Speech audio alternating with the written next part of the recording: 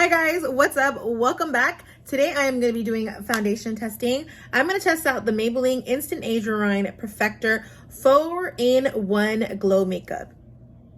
Okay, I think we're living in a very tinted moisturizer world right now. Everybody's obsessed with tinted moisturizer. Even my friends who are often full coverage girls are like, girl, I don't do full coverage anymore. I strictly do tinted moisturizer. And I'm like, okay, so glamorous for you, but I am still a full coverage bitch all the way, always will be. Excuse my language. Okay, so I have it right here. I got it on Ulta and it's actually $12.99. I had to get 2 colors because it literally only has 5 colors, which I know there should be more of a range, but if a foundation gets popular and then they want to get a range, I don't know why there's 5 colors. I'm really over it. It could have been 12 colors. Why is it 5 colors? But anyways, I went for medium deep to medium and I'm gonna try the medium on me. So as you can see, it's a little sponge, and you know the Age Rewind concealer is so popular. It was such a viral concealer for so long, especially if like back in the days you were on YouTube checking it out. It was very viral. So I'm just gonna go ahead and click this. And all right, let's do this. Come on. Okay, so it's like a sponge applicator thingy. I'm not a big fan of like the whole application, but I guess. Okay, so obviously this is medium and it's kind of dark on me. The coloring is really bad. The other option that I had was light and medium deep. So I'm gonna just go ahead and blend this out and see how it does blended, but very, very straight up. It's super sheer. It's pretty terrible. Like, it does no coverage. None at all. This is probably gonna be a non-tester. Like, I'm not wearing this the whole day because it gives me like no coverage. Actually, when you blend it out, it's decent, but it's like no coverage, literally. I mean, maybe you could wear it under your makeup, but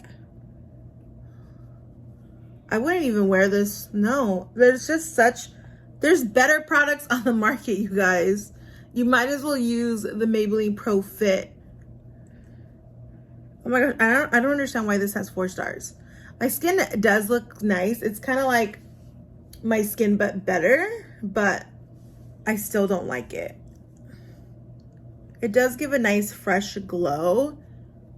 I guess it's not my style of makeup. It's not the style of makeup that I tend to wear. But for some it might be. So definitely it goes on really dark, but when you blend it out, as you can see, it starts to look more my color. I mean, my skin doesn't look horrible. It kind of just looks like my skin. Let me get closer to the camera so you guys can see. I feel like I was sitting really behind, really backed up. It's not terrible. If you're really into like that glowy look, it's not terrible. You know, and another thing is, it doesn't even have like SPF in it. It's a primer, concealer, highlighter, and BB cream in one. I always have issues with everything in one. I have issues with that. I feel like something is gonna stop working. So I'm not convinced. I'm just not convinced. I'm gonna try to do a second layer, you guys, so you guys could feel the second layer. Well, you can see the second layer.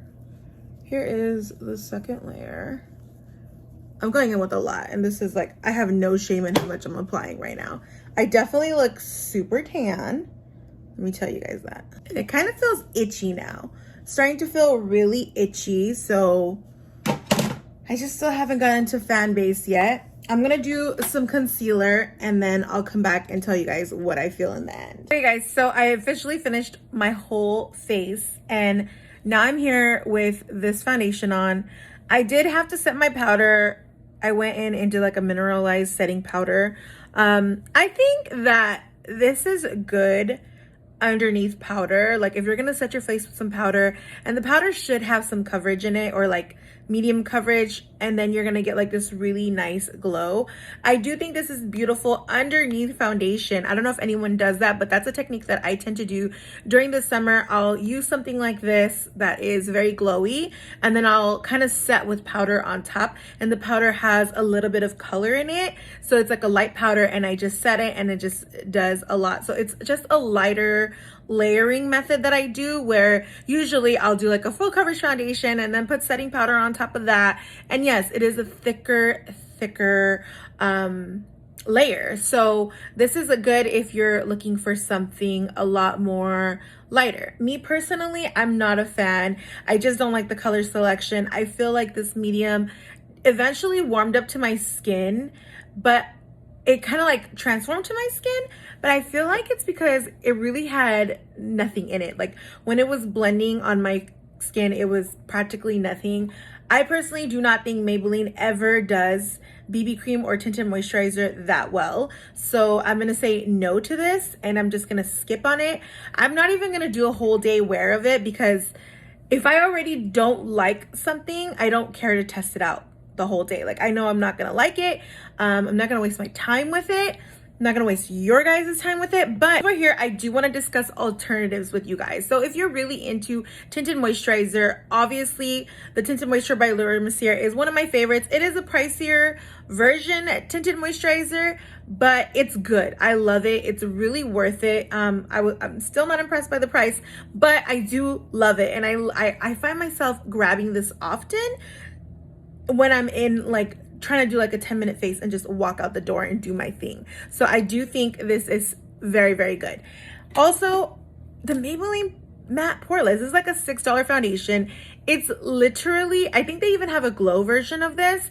It's literally light coverage. It's literally like a tinted moisturizer in a bottle, but it's a foundation because it has a little bit more coverage than tinted moisturizer, and it is a matte. I wouldn't even say this is fully matte. This is like a demi matte foundation. It's not a full matte foundation, so I wouldn't even say that. So, but it's a good alternative if you're someone that doesn't want to wear heavy makeup and you just want to walk out the door with something light and fresh.